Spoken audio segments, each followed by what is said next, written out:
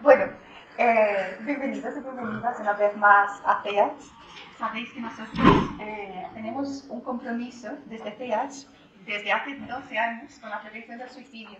La verdad es que el área de comunicación, cuando estaba preparando el material, y destacó este dato, ¿no? Hace 12 años que nosotros realizamos charlas y conferencias, actividades de prevención del suicidio.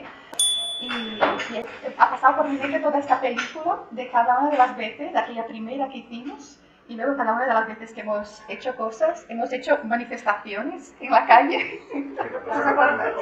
Cataluña. Hemos hecho manifestaciones, hemos hecho pintadas, hemos hecho muchas cosas por la prevención del suicidio, hemos escrito cartas a los dirigentes, ¿no? del Departamento de Salud. Y bueno, hoy tenemos el placer de tener con nosotros a Darío Nogués, que es presidente de la asociación de APSAS, Asociación por la Prevención del Suicidio y Atención al Superviviente. Es presidente de APSAS, también coordinador del área de duelo de APSAS, y una persona que está muy implicada en lo que es tanto la prevención del suicidio como el duelo a las personas que están afectadas por el suicidio. Como es la primera vez, Darío no lo sabrá, pero sí que los que somos habituales sabemos que empezamos nuestras reuniones con una pequeña plegaria. Entonces os voy a invitar, Darío también, a este recogimiento interior en el que proyectamos todo lo que nosotros tenemos de puro, de sagrado, hacia lo alto, y buscamos esta conexión con espíritus amigos, con nuestros mentores espirituales, con esta fuente cósmica de amor y sabiduría que nos ayuda a buscar el bien, lo bello y la verdad. Y dando las gracias por estar aquí, vamos a pedir que nuestros espíritus sean permeables a este conocimiento que vamos a compartir esta tarde. Que así sea. Así sea. Nosotros, espiritistas, sabemos que no somos un amontonado de átomos, que somos más que la materia, somos espíritus encarnados. Y desde esta perspectiva conocemos la realidad que le sucede a los seres que optan por el suicidio. Pese a que nosotros sabemos que, la verdad, la gente no quiere morir. Lo que la gente quiere es liberarse de su dolor. Y al ser ignorante de la realidad espiritual, algunas veces pues toma este camino. Como nosotros sabemos que es un camino que no lleva a buen término, que no resuelve las cosas, que simplemente las complica, pues nos implicamos muy profundamente en lo que es la prevención del suicidio. Y hemos tenido el placer a lo largo de los años de tener a diferentes personas que han venido a compartir con nosotros su visión, ¿no? del suicidio y de la prevención. Hemos hecho muchos amigos por el camino y yo tengo la intuición de que hoy vamos a hacer un amigo más. Entonces, con esta intuición te paso la palabra y vamos a disfrutar de escucharlo. Gracias. Bienvenido. Gracias.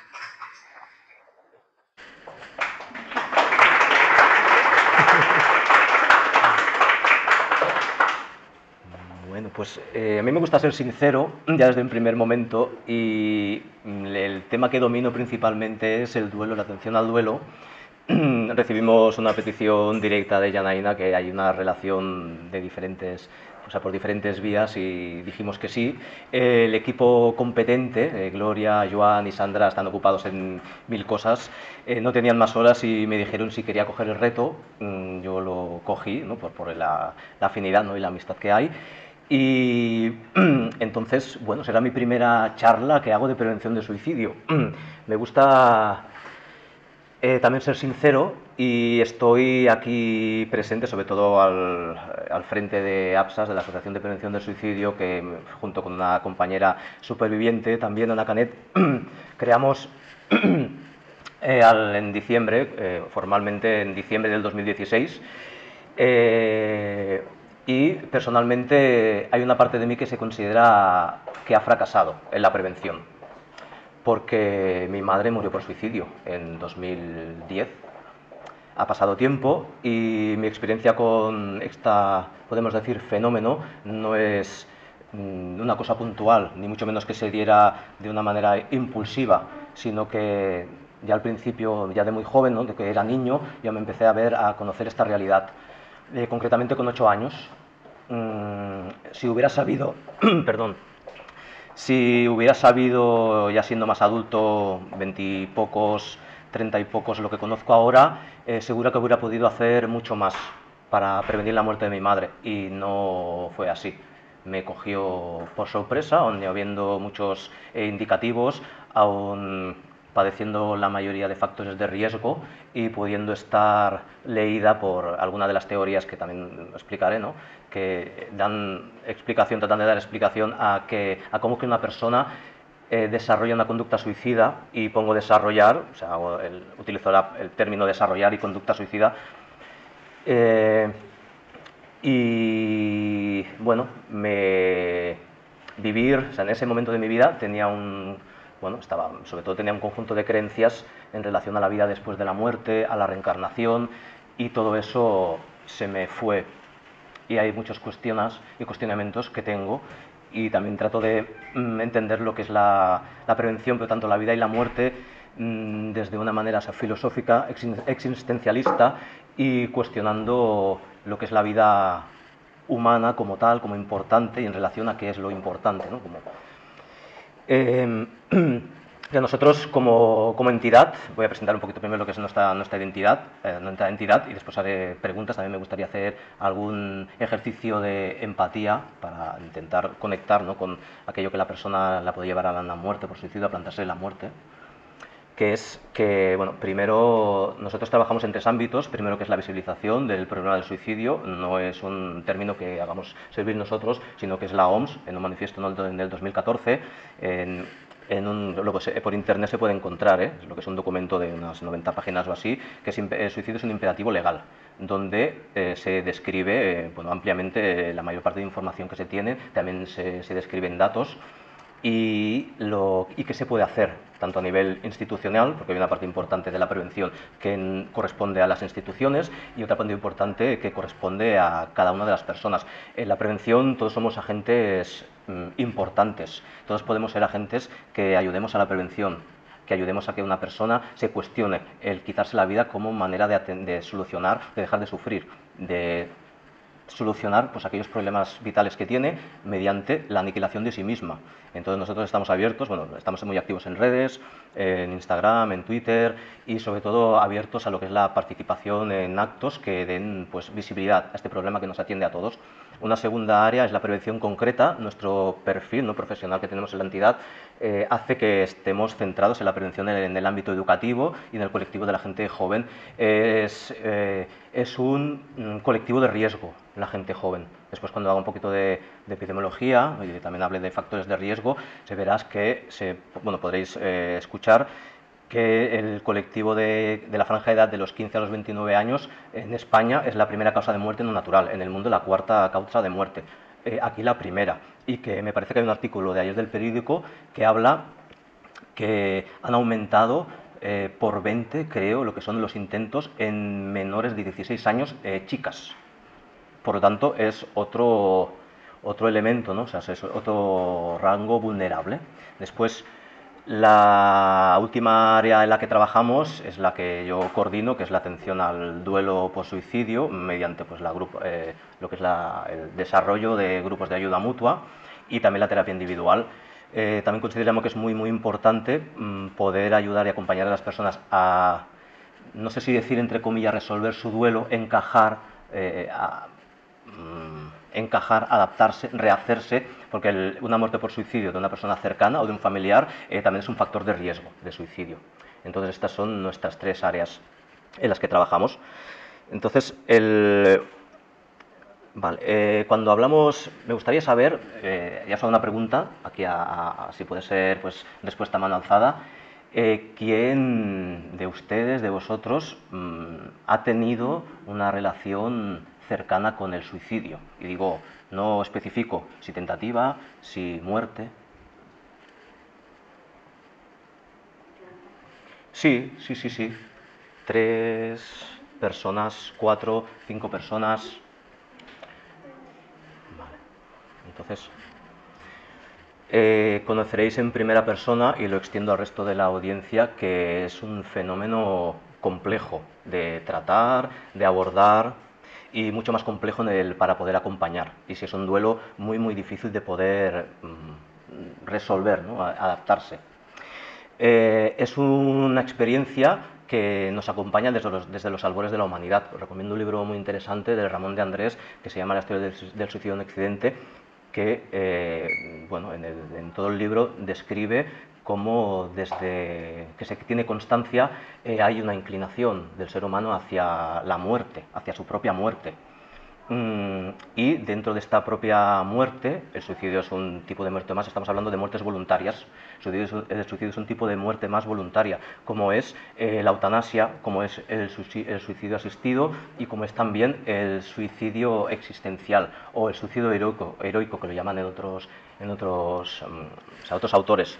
Entonces hay matices y hay diferencias. Aquí nos vamos a centrar en la concepción de suicidio que tenemos en Occidente, en el momento en el que nos encontramos, o sea, en esta época en la que nos encontramos, porque lo que es la evolución de la concepción de la muerte y del suicidio ha ido cambiando a lo largo de la historia. En la Edad Media, claro, se creía que la muerte, o sea, que uno no tenía derecho a morir, la vida pertenecía a Dios, y eso era un sacrilegio. Todo esto ha cambiado, sobre todo yo diría que desde la época moderna, ¿no? y con líneas de pensamiento existencialista, Nietzsche creo que principalmente, en el que cuestionan, no digo la existencia de Dios, sino la voluntad y la potestad que tiene uno hacia sí mismo y hacia su propia persona. Entonces abre otra concepción y otra manera de entender la muerte autoimpuesta y también la manera de tratarlo. Voy a hablar 4 datos sobre suicidio. En el 2021, según el documento, una carta que hay en una nota de prensa también de la OMS, en el mundo se calcula que unas 703.000 personas murieron por suicidio. O sea, es muchas personas, es un gran número, es mucha gente. Y que por cada suicidio se realizan unas 20 tentativas. Hagamos números. Cada muerte por suicidio afecta directamente entre 6 y 10 personas, los que denominamos supervivientes. Eso es una acepción, ¿no?, de superviviente, la persona pues, que se ve afectada, impactada, ya sea por vinculación directa o porque lo ha presenciado. Y principalmente el 77% de los suicidios que se tienen registrados se dan en países donde hay un nivel medio o bajo económico, donde hay más pobreza. Eso no significa que en los países ricos y más desarrollados no haya suicidios. O sea, afecta a toda la humanidad.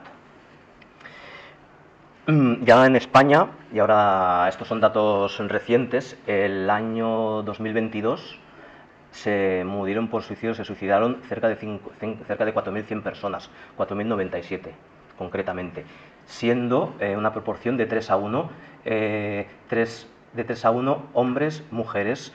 Por cada 3 hombres muertos por suicidio lo hace una mujer. A nivel de intentos es lo contrario. Por cada 3 tentativas de suicidio por cada 4 tentativas que hay de suicidio, 3 son de mujeres y una es de hombres. Esto ya es también un tema a considerar, pues un colectivo de riesgo. Ser hombre es un colectivo de riesgo. En Cataluña creo que se habla de 607, creo que es desde el 2016, a ver porque tengo aquí los datos. Vale, en el 2014 hubo un pico, cerca de las 4.000 muertes, después hubo un descenso considerable y a partir de ahí otra vez la dinámica es ascendente. Creemos, dada la situación del entorno, pues no sé, socioeconómico, y creemos, esto ya lo digo a título personal, el cambio de paradigma en el que estamos como sociedad, nos estamos adentrando, es una dinámica que va a seguir creciendo. En Cataluña hay un buen plan de prevención. En España no hay plan de prevención todavía. Sabemos, porque esto nos lo han dicho personas que tienen un contacto cercano con políticos, que se hizo uno y está en el cajón. A lo mejor ya está desactualizado. Y hay que ver, ¿no?, lo que es la evolución de la aplicación de estos planes, qué impacto tiene. Creo que todavía nos falta perspectiva. Lo que sí que conocemos que son los datos es que hay una dinámica ascendente y que afecta pues, a unas 7,5% cada 100.000 habitantes. Está por debajo de la media mundial. En el mundo más o menos el porcentaje es 11,5. Hay países donde hay una tasa de suicidio muy elevada. hay otros en los que no se tienen datos, por ejemplo, China no tiene datos, algunos países o países africanos no tienen datos. Esto yo creo que es a nivel pues, de la recogida estadística o de lo que es la opacidad del propio régimen. Aquí lo que conocemos es que estamos por debajo de la media mundial y por debajo de la media europea. Países de pues, Letonia, Lituania, Rusia, son países con alta incidencia, alta tasa de suicidio. Se pueden hablar, ¿no?, de motivos climatológicos, el factor el sol, el factor cultural. Aquí como cultura, pues podemos decir latina,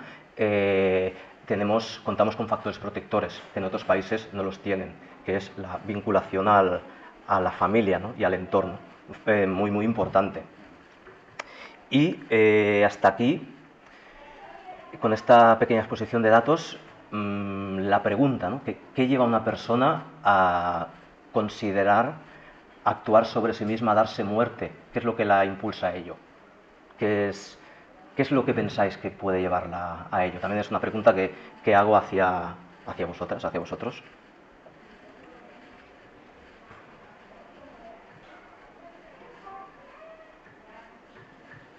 Yo, en mi modesta opinión,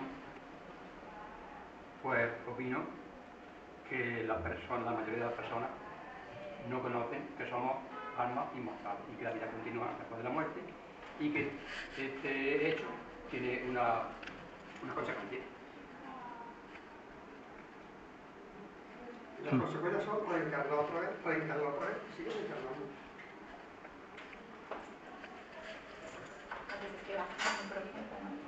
Desesperación, o sea, desconocimiento pues de una parte mayor que uno, a la que pertenecemos y a la que formamos parte, nos debemos, las consecuencias, supongo yo, no volver a encarnar, volver a sufrir, volver a pagar karma, la desesperanza, son diferentes concepciones. Entonces, quiero recordar, he leído muchos libros de extrema escrita, que hay uno que con Pereira, creo que hay con Pereira, es Memoria de un suicida. Me creo que recordar que pues es maravilloso la enseñanza que tiene. Yo también creo que a estas personas les llegan a este punto, yo en mi experiencia, con la persona que intenta suicidarse, es porque quieren llegar, piensan que con suicidarse ya se acaba todo. Dejar a los demás, lo que es a los familiares, que bueno, quitarles ese peso de encima, ¿no? Y se quita el sufrimiento que él tiene. Pero más, bueno, esta persona fue más, quería quitarles el sufrimiento a mí y a su hija, digamos. Eso, que quitándose el del medio, lo que pasa es que no fue capaz de hacerlo. Bueno, decía que era un cobarde, pero el psiquiatra le dijo no ha sido un cobarde, ha sido valiente a no llegar a hacerlo, ¿no? Pero eso sí, se cortó. Yo creo que la desesperación que tienen al entrar en depresión, creo que al entrar en depresión, la depresión lo que te hace es prácticamente anularte el pensamiento. Entonces creo que de esa forma a estar en depresión no les importa nada, no les importa si me muero, si van a sufrir, no me importa. Solo quiero acabar con esto y nada más. Y la depresión conduce a la suicidio. Una persona que está en suicidio tiene depresión, a la larga acaba suicidándose. Creo que también falta de amor propio, ¿no? Porque ya te sientes como si fuera un peso a las personas, como decía ella. Ya no estás bien contigo. Bueno, son explicaciones que las personas nos damos para intentar comprender un fenómeno que es complejo y que es multifactorial y que muchas veces interactúan y se retroalimentan. Lo que son la desesperanza, la falta de autoestima, de amor propio, la falta de conexión con aquello que le dé un sentido a su vida y una existencia, una actitud ante las vicisitudes de la vida que la haga pues resistir, sostener, ser resiliente. La verdad es que es muy muy complejo y arriesgado determinar solo una única causa. Es lo que hacen los medios de comunicación principalmente. Muerte por tal, este es el motivo. De esta manera se hace un flaco favor a poder dar una respuesta también en el ámbito de la prevención y también poder ayudar y acompañar a una persona que está en un momento de desesperanza, como habéis dicho, ¿no?, o de baja autoestima, ayudarla a rehacerse de esta situación vital en la que está. Entonces, claro, como Como el suicidio, lo que se conoce de suicidio sobre todo viene desde la sociología y principalmente desde la clínica. Como padre de la suicidología, me parece que era psiquiatra, o sea, no recuerdo bien, no psicólogo, psiquiatra, Scheidman, que creo que es la primera persona que se pone a desarrollar una teoría concreta y acuña términos, una teoría con cara y ojos, también con una manera de intervenir, sobre todo porque determina lo que es que la problema, una persona que tiene dolor psicológico, que le llama él, psico-age, es uno de los motores, este dolor psicológico, uno de los motores que lleva a la persona pues, a plantearse la propia muerte, como habéis dicho los que habéis intervenido, no para querer morir, sino para querer acabar con esa parte de sí misma que es insostenible, insoportable, y que con frecuencia hay conciencia de que genera un impacto negativo en el entorno. Entonces, cuando hablamos de conducta suicida, hablaré ahora de conducta suicida porque se han, podemos decir, constituido unos pasos que la persona va recorriendo y que llevan a un trágico final.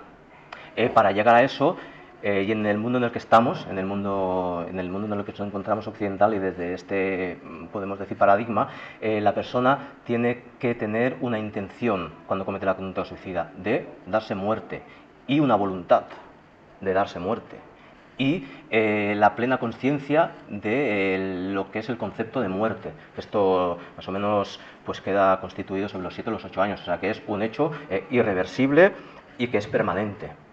Entonces tiene que haber esta base para quitarse la vida. Después, hay diferentes teorías, sobre todo haré referencia a 2 teorías actuales que para mí creo que son muy concretas sobre los motivos que llevan a la persona a la muerte. Entonces estamos hablando, para que se desarrolle una conducta suicida, de que primero hay una ideación, el pensar en la muerte, tengo un problema, me pasa algo, pienso en la muerte. ¿Quién no ha pensado en darse muerte a sí mismo o en la muerte como una manera, como un afrontamiento ante vicisitudes de la vida? Se estima que la mayor parte de la población, y por esto no pasa nada, no tiene que pasar nada, es una cosa natural, ¿no? Es una posibilidad, hoy en día es una posibilidad. No hablamos de temas que si está bien, si está mal, si es lo mejor, si es lo peor, del impacto, si no es una posibilidad, tampoco no lo vamos a censurar, es un síntoma esto, ¿no? De que algo está pasando.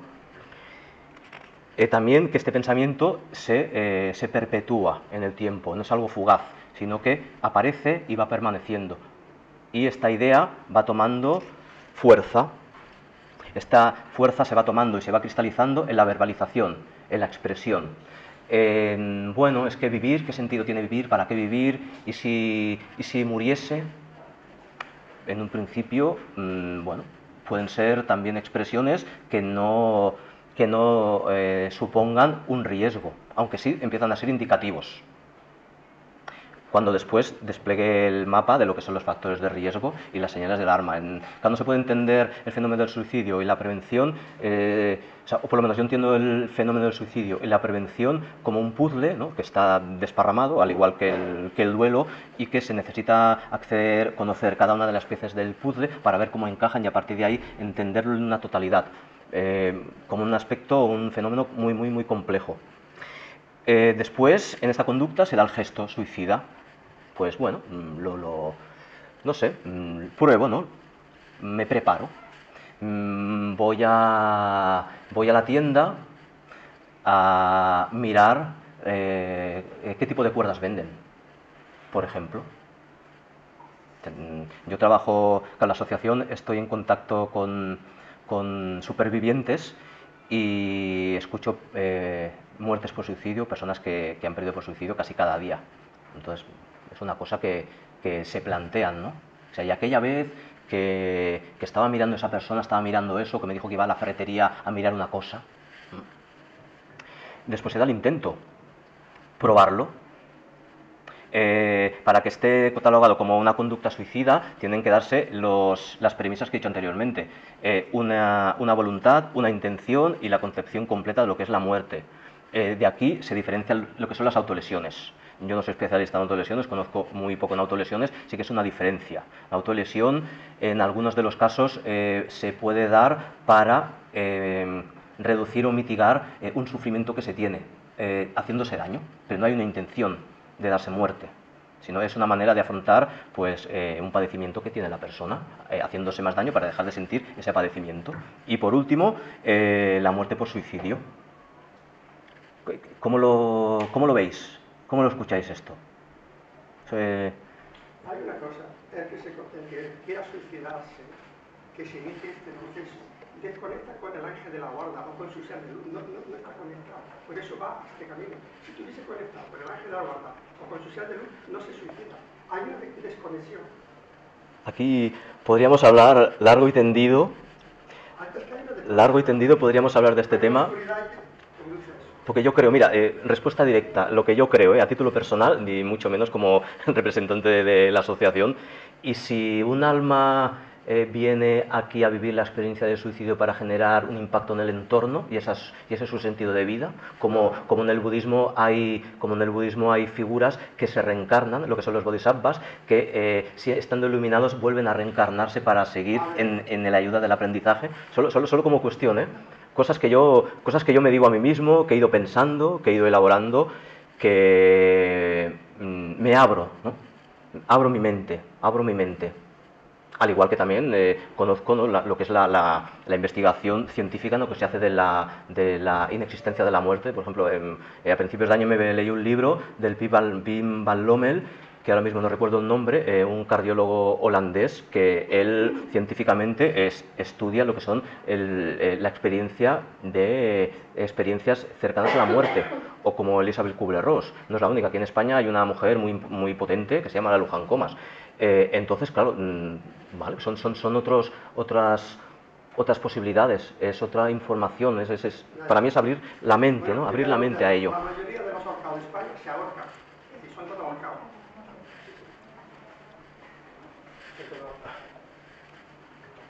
Bueno, interesante lo que estamos hablando. Seguimos. Tú preguntabas, ¿no?, sobre este proceso, ¿no?, que has explicado de manera quizás muy simple y rápida, ¿no? Porque yo no sé si sería capaz yo de identificar a alguien que estuviera en este proceso, ¿sabes? Y quizás solo lo identifico cuando ya está en el último paso que has dicho, ¿no?, que ya es el suicidio en sí, ¿no?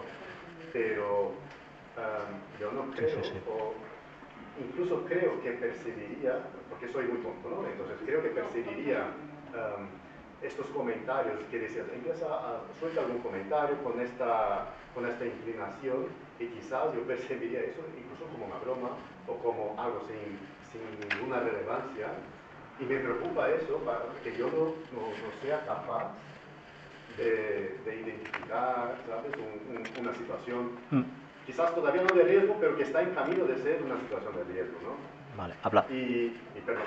Porque desde que empezamos aquí a hablar sobre suicidio, de alguna manera empiezas a estar un poquito más atento y escuchas muchas más historias sobre suicidio, no sé por qué, pero en nuestro entorno de repente salen historias más cercanas, que no es solo en lo que sale en el periódico, sino que el amigo de un amigo, un amigo de un familiar o algo así. Pero yo creo que todavía no soy capaz de percibir que alguien ya esté en este proceso. Era un comentario sobre, ¿no?, tu pregunta, ¿no?, cómo vemos este proceso, y que soy muy ignorante todavía en percibirlo. Mira, perdón, te voy a decir una cosa. Es que yo he vivido con esa persona y sabes que está mal, pero no piensas que vaya a pasar eso. ¿Sabes? Es que es tan difícil, yo creo, saber detectar, digamos, eso es algo que puede pasar, ¿no?, que esa persona no pasa por su cabeza. Yo por lo menos tengo una experiencia. Sí. Yo no lo sé ver. Mi experiencia vital es crónica de un suicidio anunciado durante más de 25 años. No me lo esperaba. No me cabía en la cabeza de que pudiera pasar. Muchos factores de riesgo, muchos indicativos, y a lo mejor la dificultad. En mi caso, reconozco pues una falta de información, de no conocer la gravedad de esta información, ¿no?, que conozco ahora, también de la capacidad de acción, de qué poder hacer. más allá de lo que es el tratamiento médico, ¿no? Farmacológico, que se podía dar a mi madre, ¿no? Como una persona con varias enfermedades mentales. También asumiendo mi fracaso ahora como que incompetente a la hora de tener muchas competencias de relación, emocionales, empáticas, asertivas. Todo esto me ha venido después, cuando ya tuve el palo. En el momento... mi experiencia es, y lo que yo veo en la mayoría de personas con las que trato, es que las personas que estamos bien, por decir alguna palabra, bien es como muy amplio, bueno, pues más o menos vamos haciendo, ¿no? Las dificultades de la vida, tenemos relaciones, más o menos intercambio de afecto, un proyecto vital, que puede ser pues tener un hijo, que las plantas que tengo en el jardín crezcan bonitas, ver el sol por la mañana, algo que dé cierto sentido a la existencia, salud o alguna enfermedad que no provoque un impacto severo en la persona, pues no somos capaces de empatizar y de ponernos en la piel de, ahora lo explicaré esto, ¿no? Gestándose la conducta suicida, en base a dos teorías, ponernos en la piel de una persona que se da muerte porque es la puerta de salida a su desdicha vital, a su desesperanza, a su falta de sentido, a su falta de arraigo, de vinculación,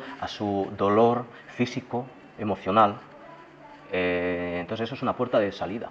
Entonces, claro, yo en base a todo esto me cuestiono, es muy fácil desde mi posición, estoy más o menos sano, tengo familia, siento amor, tengo un proyecto, es muy fácil poder cuestionar una persona que no está así.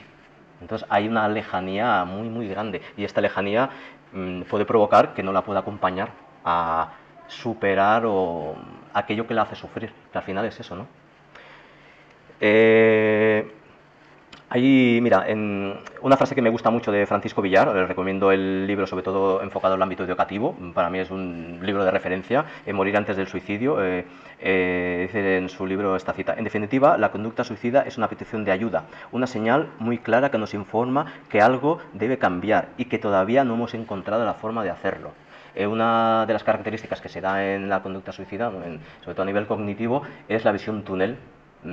No cabe nada alrededor, ninguna posibilidad, está la muerte ahí, como solución. Entonces, esto es un aspecto a trabajar. Y después también, claro, las personas, cómo nos posicionamos, ¿no? Qué competencias desarrollamos para poder acompañar a la persona a ayudarla a sostener y a elaborar el sufrimiento que tiene. A lo mejor a darle un sentido vital a ese sufrimiento que tiene.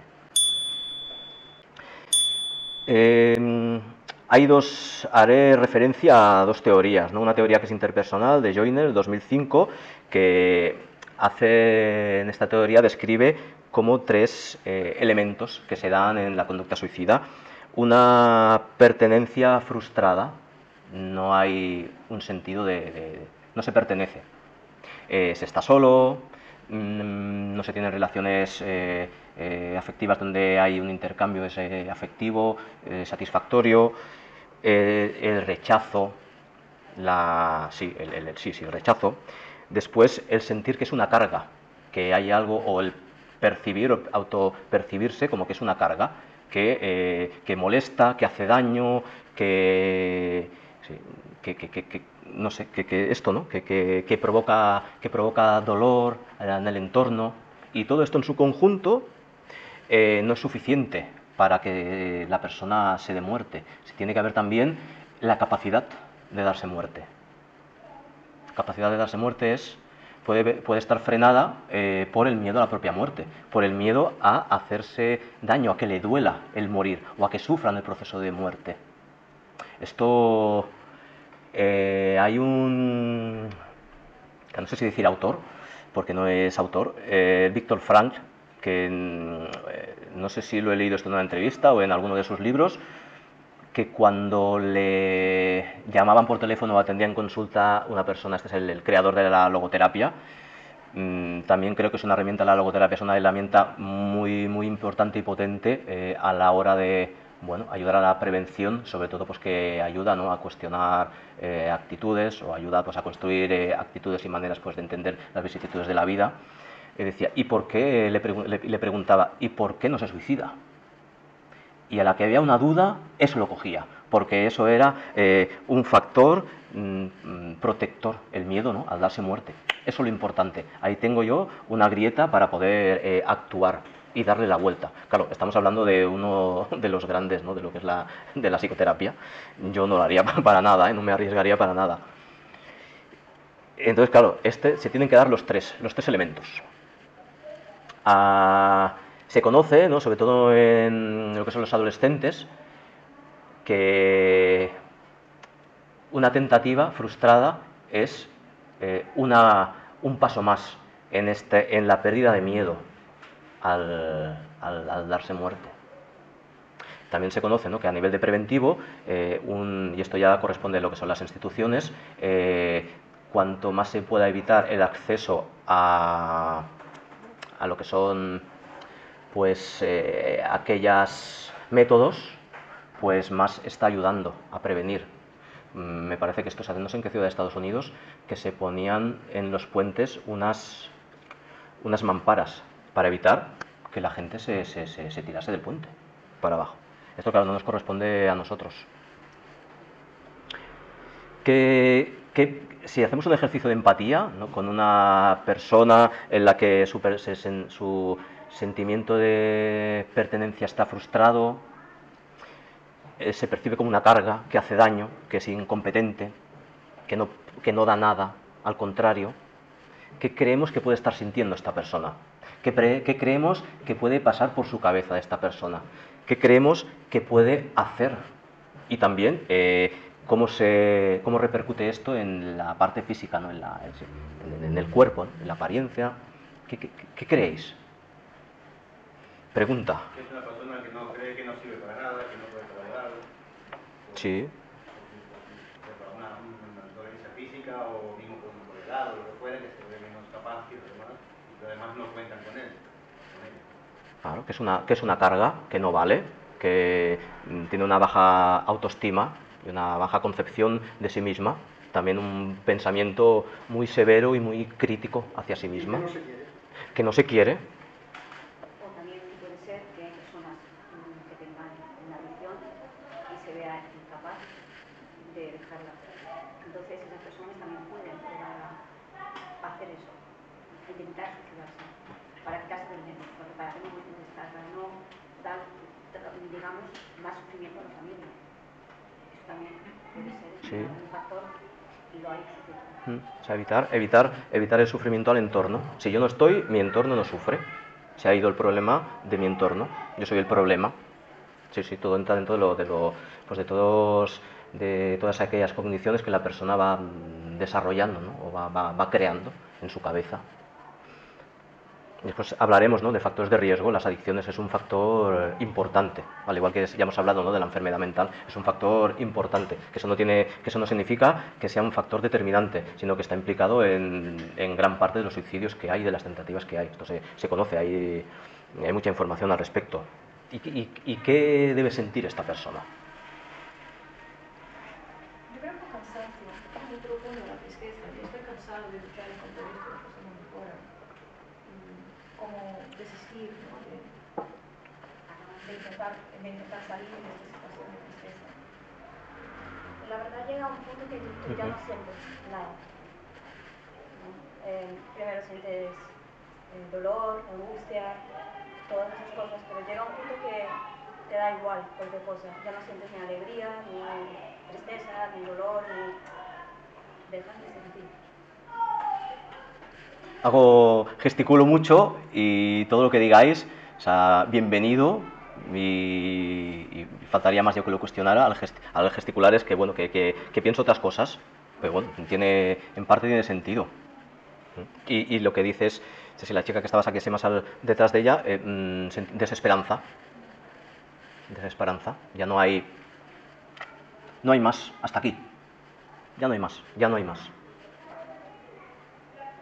También a nivel emocional, frustración, rabia, culpa, y ahora aquí voy a hacer un paréntesis porque lo voy a relacionar con el duelo por suicidio, es un sentimiento también que es un factor de riesgo.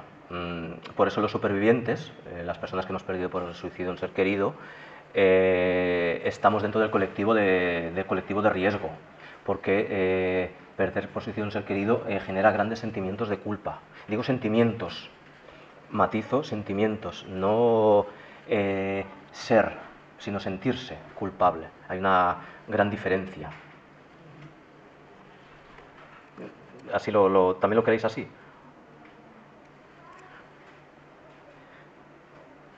A nivel conductual, conductas autodestructivas,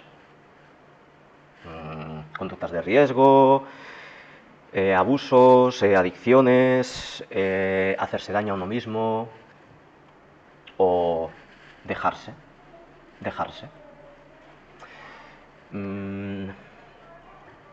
Claro, el suicidio, como lo estoy exponiendo, es inherente al ser humano.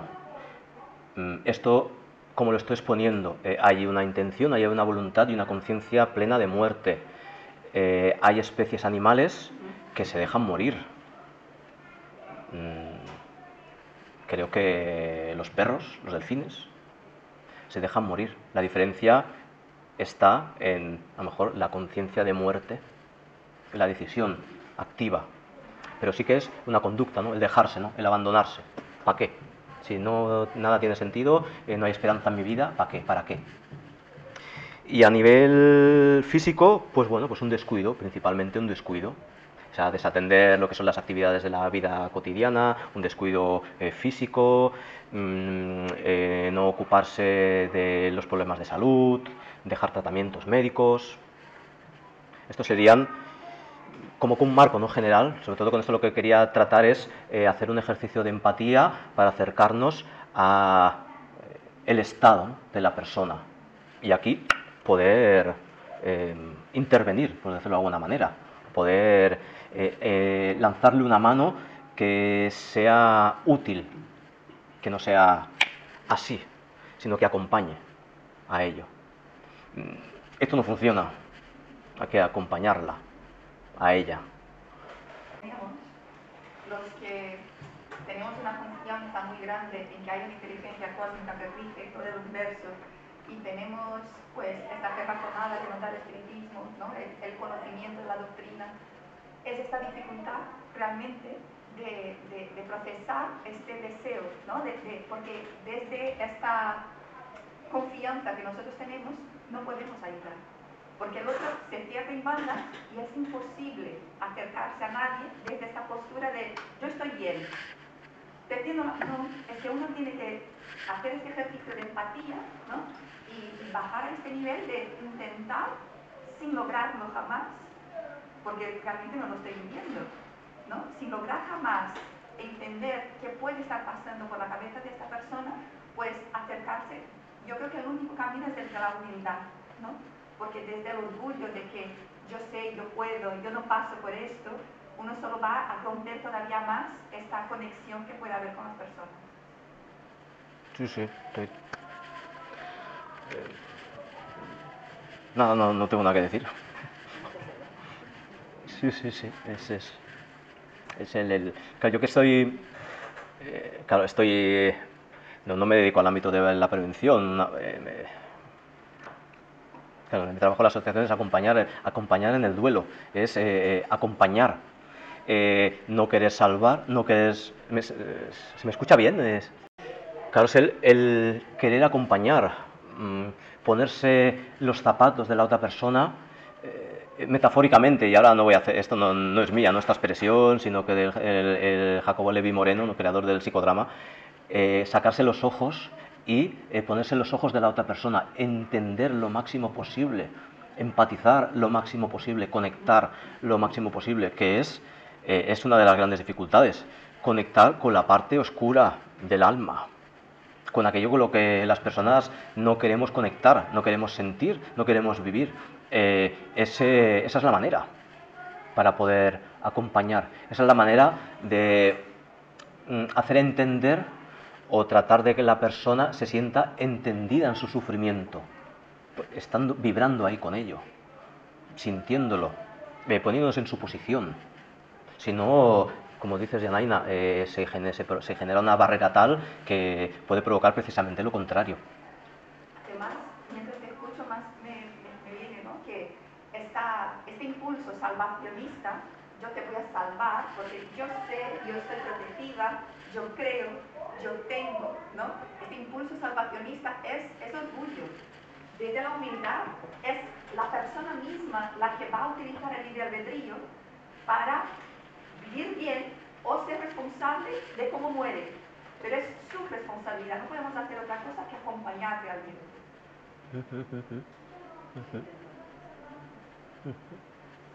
Sí, sí.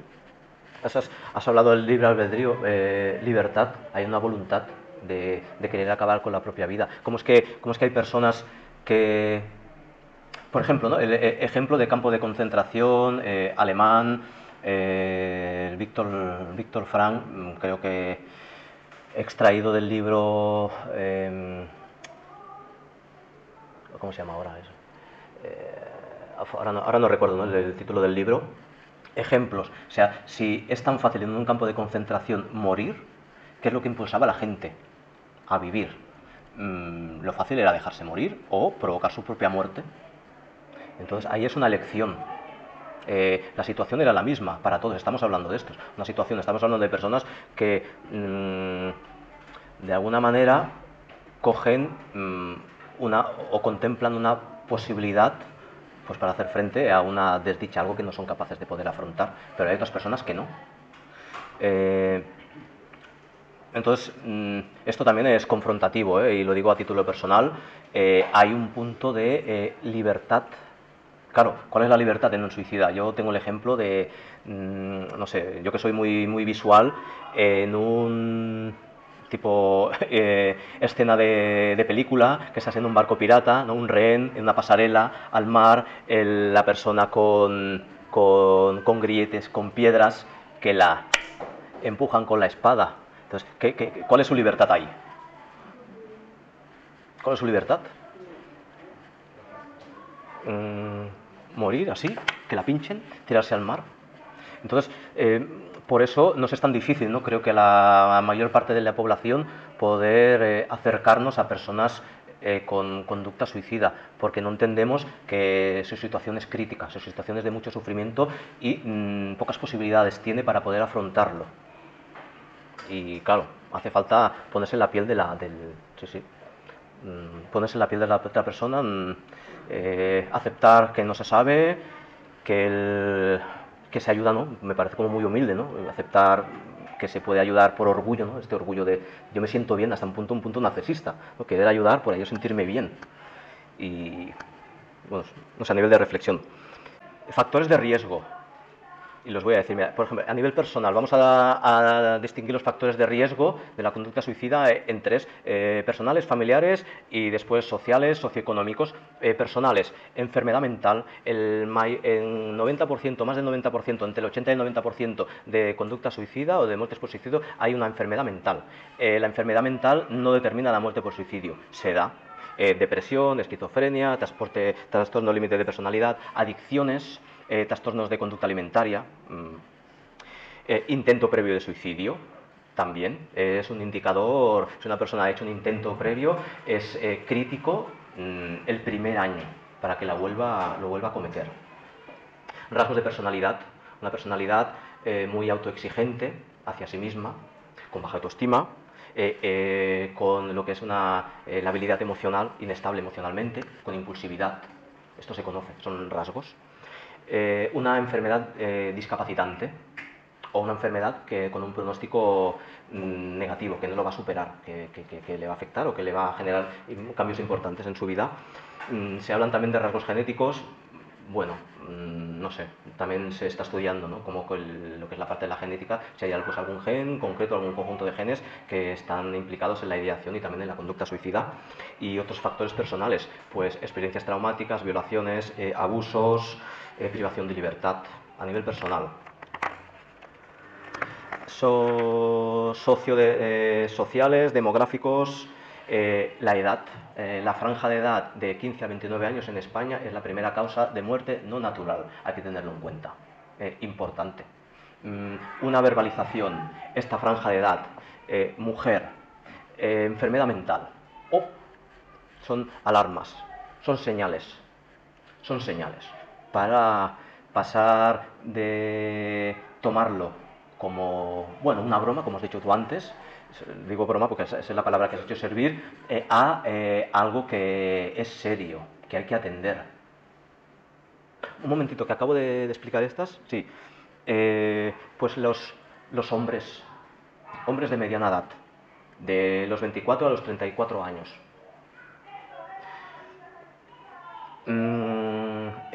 Inestabilidad, el tema económico y laboral también es importante. Vivir en precario, un trabajo inestable, parados de larga duración, un empleo que se pierde recientemente, sobre todo en hombres, tanto en hombres como en mujeres, un nivel académico educativo bajo, bajos ingresos, baja cualificación. Todo esto son señales, pam, que hay que leerlos en todo un conjunto. Pertenecer a un grupo vulnerable, inmigrantes, LGTBI, trans, vale, estar en entornos donde se percibe o se vive la violencia, donde se viven las adicciones, donde hay abusos. El acoso laboral, el acoso sexual, el acoso escolar, conductas intimidatorias de todo tipo. Y después ya en determinados colectivos, los que están expuestos a un alto grado de exigencia. Por ejemplo, militares, policías. Familiares, una historia de suicidio en la familia, directo. Aquí es cuando empezamos a hablar, ¿no? Se habla el tema, se habla de suicidio y conozco mi abuelo, el abuelo de no sé quién, el tío de no sé quién, se suicidó. Es bastante frecuente esto, que en una segunda generación, a lo mejor en una segunda, podemos decir, círculo, ¿no?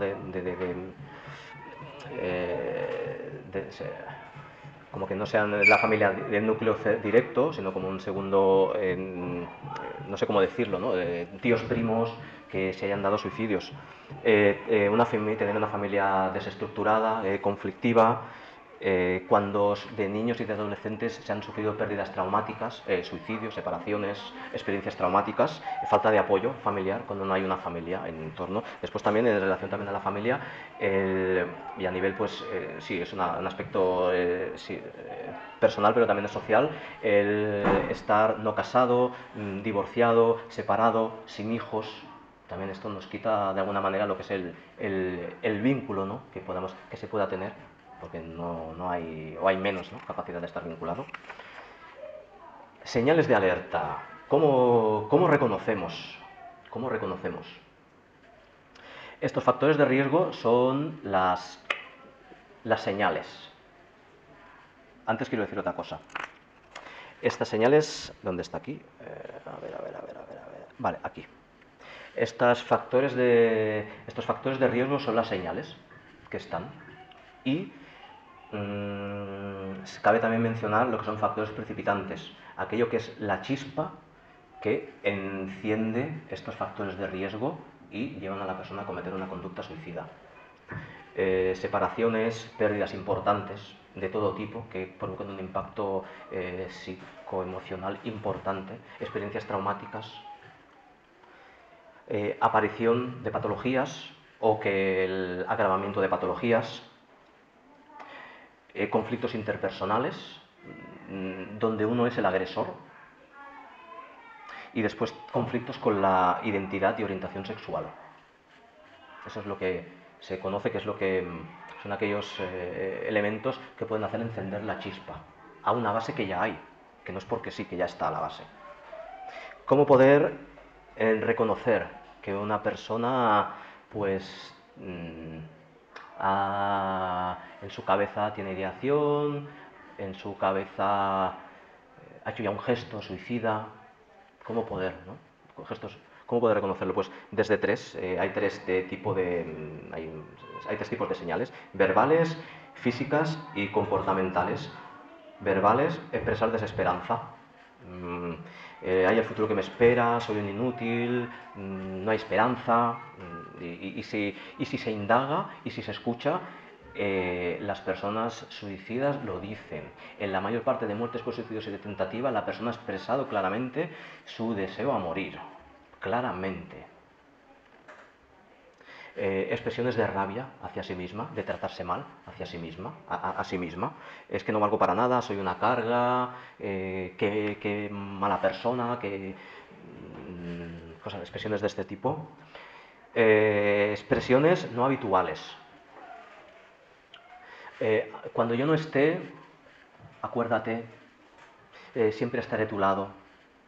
Cosas que puedan indicar que por la cabeza tiene algo y a mí me está avisando, me está poniendo, me está avanzando una situación futura.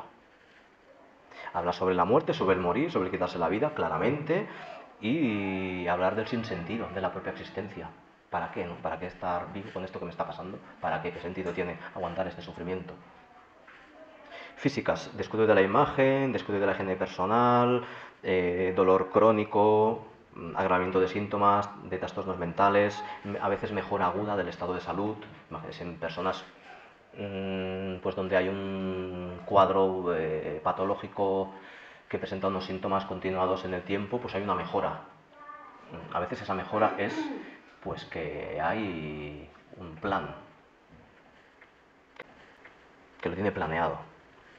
Pérdida o aumento de peso, pérdida o aumento de lo que es el apetito, también lo que son falta de lo que son cambios en los ciclos de sueño, de descanso, comportamentales, aislarse socialmente, conductas de riesgo, cumplir anhelos, cumplir deseos, escribir un testamento, el abuso de alcohol, de drogas, el aumento de este abuso de alcohol y de drogas, regalar pertenencias, cosas queridas, cosas preciadas, como que de alguna manera estar dejando el legado, gastar dinero desproporcionadamente, injustificadamente.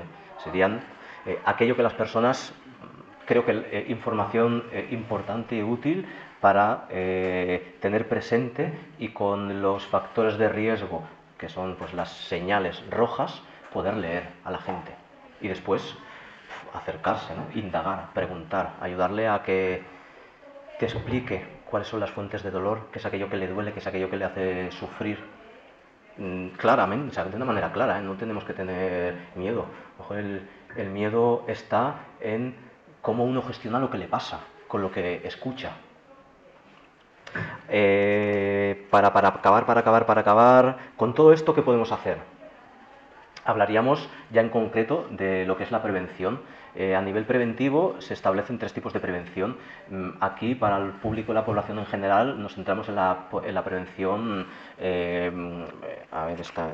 universal, que está destinada a todos los públicos. Después hay otra que es la selectiva, a un colectivo concreto, colectivo de riesgo de suicidio, por ejemplo, adolescentes. No será los planes de prevención o el tipo de las estrategias de prevención que se aplicarán no serán lo mismo para los adolescentes que para otro factor, para otro colectivo de riesgo, que es el de las personas mayores, sobre todo a partir de 75 años, hombres. Es diferente. Entonces, claro, aquí estas estrategias entran dentro de la intervención, dentro de lo profesional. Y después hay otro tipo de prevención que es la indicada, cuando ha habido una tentativa o se detecta que hay un proceso, una conducta suicida en un estado avanzado, en un desarrollo, se detecta. Entonces esto es el ámbito profesional, sobre todo clínico, ¿no? por lo que es la implicación que tiene la enfermedad mental en muchos de los casos. ¿Qué podemos hacer la población en general? ¿Qué podemos hacer? Estoy pensando, leyendo y preguntando. ¿Qué podemos hacer?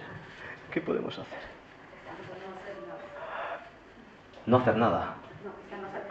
Porque, en mi opinión, cada persona, depende cómo enfrente esa situación, podrá saber cómo gestionarla. O sea, por más que tú le digas a alguien, no pienses de esa manera, te va a ir bien, esto no te llevará a ninguna parte, es lo que tiene en su cabeza.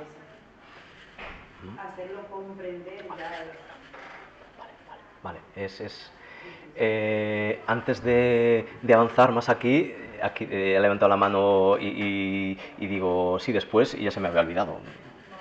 No, bueno, para eso yo no lo pienso así, que creo que una persona que está en este proceso, que más que necesita esta ayuda, creo que es todo un proceso que hay muchas señales que has dicho ahora, que ya dicen que no puede más, que más que necesita es que alguien que levanta y ayuda y aumenta su autoestima. Entonces sí que podemos y tenemos la responsabilidad mucho, ¿verdad? Sí. Tú, tomo nota y... Sí, no sé si has terminado o te pregunto después cuando hayas terminado. Vale.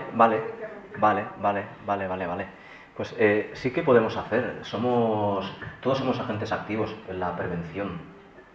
El objetivo, y es un objetivo inasumible, es el suicidio cero. Este es el objetivo. Que toda política de prevención, toda entidad que se dedica a trabajar el problema del suicidio que nos dedicamos, tenemos que tener. Y es imposible de asumir. El suicidio cero es un impulso para poder empoderarse, poder seguir aprendiendo, poder seguir creciendo, investigando y sobre todo generar una esperanza. Entonces podemos hacer cosas. Una es lo que estamos haciendo ahora. O sea, gracias a Yanaina, ¿no?, por invitarnos y también pues, al centro por abrir este espacio, creando estas tertulias de sensibilización sobre el problema, en el cual ha habido una parte, bueno, la mayor parte de la charla ha sido ofrecer información que se conoce. Factores de riesgo, factores de lo que son precipitantes, lo que lleva a una persona al suicidio, los índices, qué puedo hacer yo, ¿no? Es lo que viene ahora. Pero claro, toda información, cuando más información se conozca, más sabremos sobre un tema que es muy difícil de poder atender y complejo. Menos es no saber nada. Entonces esto sería el primer paso, ¿no? Poder conocer sobre este fenómeno. Otro es, claro, esto es claro, ya para uno mismo y después tener una repercusión en el entorno, trabajar competencias y habilidades prosociales, por ejemplo la inteligencia emocional, abrirse a sentir las emociones, parar, observar, dejarse sentir eso que hay, preguntarse qué motivo hay, cuál es el detonante de eso, qué sentido, para qué estoy sintiendo eso, qué me está diciendo, cómo tengo que responder.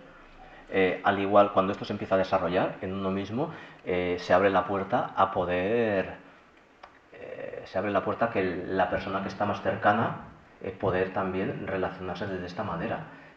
La abrirás, le ayudarás, ¿no?, a que pare, ¿no?, a que se pueda sentir, a que tome conciencia de que muchas de las emociones que se sienten son pasajeras, no son ni buenas ni malas y requieren responder a ellas. Cuando hay una desesperanza, o cuando, por ejemplo, cuando hay un dolor o un sufrimiento, sobre todo cuando hay un dolor psíquico, no tanto físico, aunque hay herramientas. Mi trabajo principal es impartiendo programas de envejecimiento activo para gente mayor, y uno de los programas que hacemos es el tratamiento del dolor.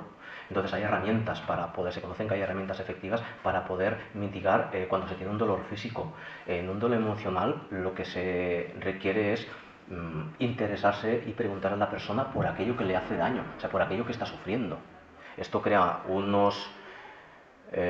esto genera en la persona esto le retorna a la persona como que lo que le pasa es importante y hay alguien que le interesa y puedo expresarme, puedo abrirme, puedo abocar y sintiéndome escuchado se establece un vínculo y puede ser que una relación, y estos son factores protectores, todo esto. Entonces podemos hacer cosas. Por el otro lado, el tipo o el modelo social en el que nos encontramos ahora mismo no promueve todo esto, para nada. Precisamente estamos en lo contrario. Estamos en una sociedad donde la muerte está alejada de la cotidianidad, está lejos. La vemos por la tele, se nos mueren a las personas en los hospitales. Vas al médico, y lo digo, ¿no?, por las personas que acompaño, vas al médico de cabecera con una dolencia o una tristeza que puede ser normal y formar parte de lo que es el proceso de respuesta normal a una experiencia, y te da una pastilla, mitigar los síntomas.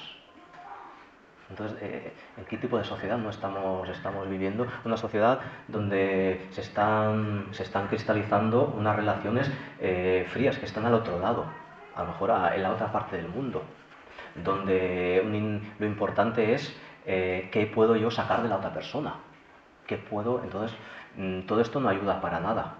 Entonces, aquí es donde cada uno por sí mismo puede ayudar con su granito de arena, que es al final su propio proceso de desarrollo personal, a provocar un cambio en el entorno. Entonces, esto es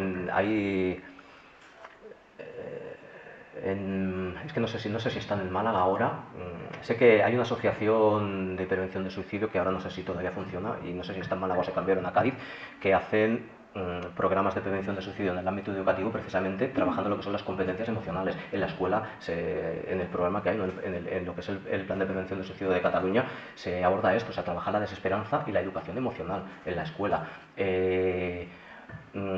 Ayudar a tolerar la frustración y el fracaso como parte de la vida, a aceptar e integrar la muerte como parte de la vida también.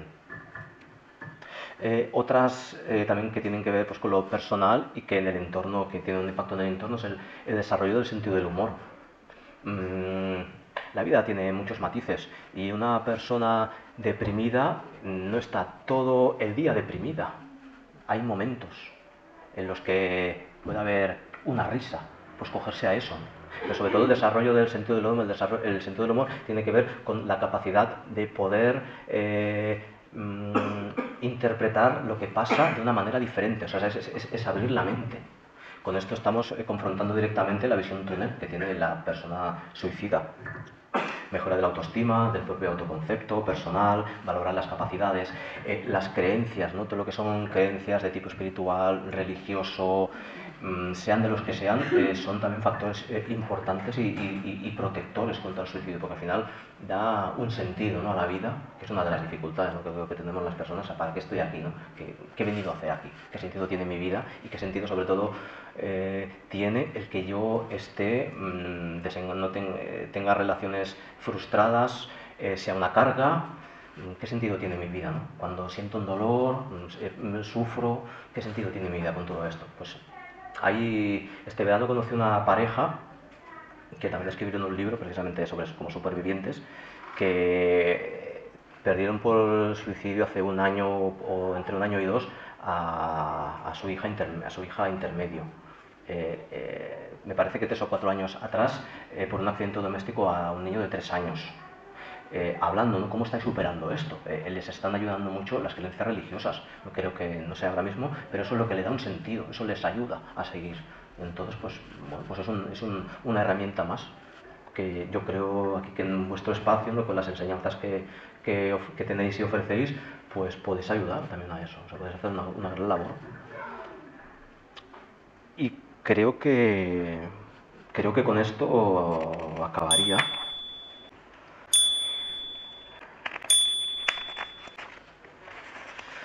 Sí.